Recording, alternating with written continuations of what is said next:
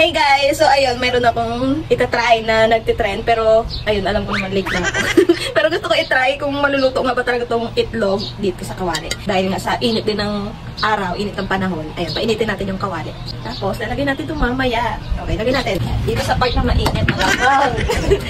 Ibababad lang ko guys, then mamaya balikan na lang namin. Sana pinabalikan. What? Guys, lagyan na rin muna natin ng mantika. Sabay natin painitin dito sa kawali.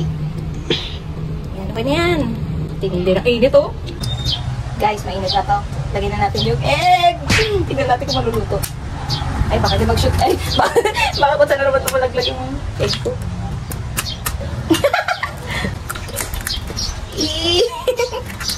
Siyempre, lagyan din natin ng asin para may lasa kasi titikman natin ito mamaya guys. Yan. Sila guys, tingnan nyo, nag-bubbles. Ala, ba't ganun? Sa kanila, luto agad paglagay. Sa akin, ganyan pa lang siya. Guys, ako ay nakatulog. Kakahintay na maluto yung egg.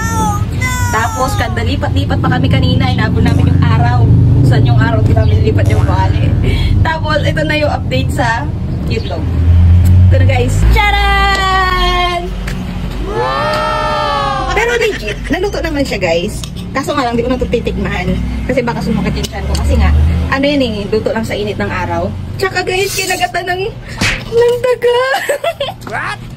Dahil nga nakatulog ako yun. Kinakain ng dugo. Ito. Naluto rin naman talaga. Sa video siya. Ay, may buhok.